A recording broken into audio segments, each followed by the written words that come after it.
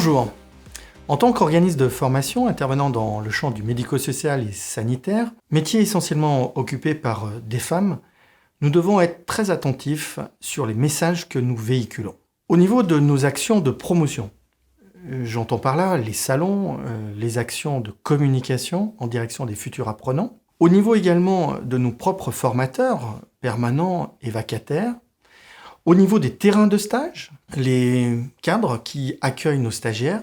Et au niveau des employeurs qui accueillent ou qui recrutent les futurs apprenants dans le cadre de contrats en alternance. C'est donc en adoptant une posture commune que nous pourrons créer un environnement plus inclusif pour nos apprenants, quel que soit leur sexe et leur genre. Permettez-moi de donner la parole à deux stagiaires, deux apprenants de notre promotion de septembre, de pouvoir témoigner en leur qualité d'hommes sur ce métier d'aide-soignant.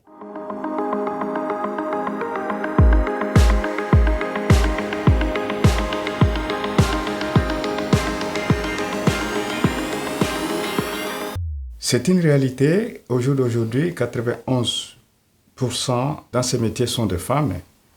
Mais cette réalité, elle est tentée d'être relativisée aujourd'hui, puisque c'est par rapport à l'image qu'on donne à ces métiers, et il faut la vivre à l'intérieur.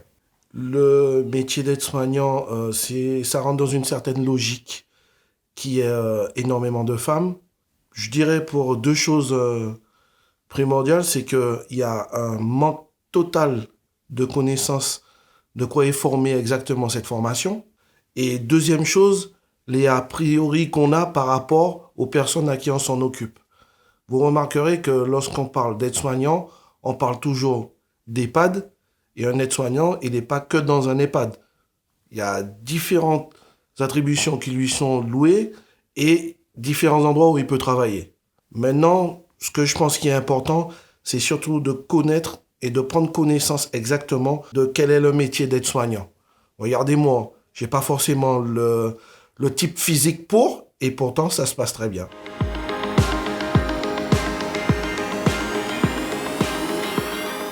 Et pour moi, les hommes, on les place dans ces métiers d'aide-soignants. Et la présence des hommes dans le milieu des travaux d'aide-soignants, ça rassure beaucoup plus nos collègues femmes et ça donne un équilibre sur le plan professionnel. Ça ne veut pas dire parce qu'il y a plein de femmes que nous n'avons rien à voir dans ce métier.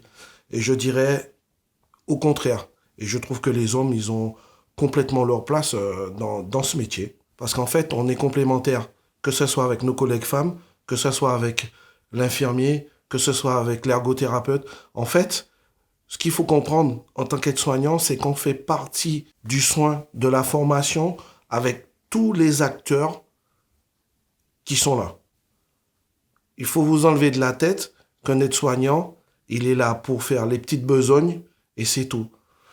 Et je vous invite justement d'aller voir le contenu de la formation et je vous assure que vous serez très très étonnés, moi le premier, ce qu'on doit apprendre et connaître pour être un bon soignant.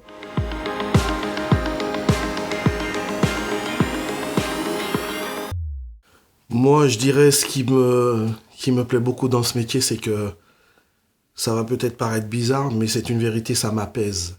Mais il y a une chose qui est très très importante, c'est que vous avez une richesse de multiculturel parce que vous allez rencontrer des gens qui sont complètement différents, qui ont leur histoire à chacun. Et des fois, je vous assure, ça vous force le respect parce que vous vous dites, bon, nous, on est quand même bien lotis. Particulièrement, j'aime ce métier parce que il faut vivre les réalités des gens qui sont dans la nécessité, qui sont dans une vulnérabilité et qui ont besoin qu'ils soient accompagnés. Et ce métier m'a beaucoup passionné du fait de pouvoir apporter ma petite contribution, puisque ces gens, nos personnes âgées, nos grands-parents, nos papas, nos mamans, et ils en ont besoin.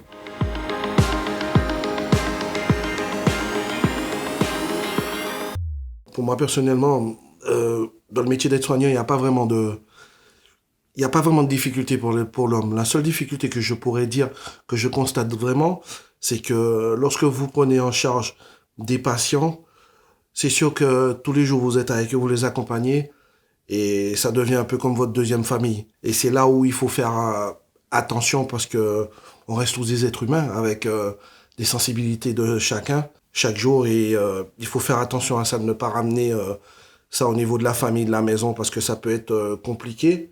Comme tous les métiers, il faut prendre ce qui est bon dans une juste mesure. Et ce qui est moins bon, il faut le faire comme on doit le faire dans chacun métier.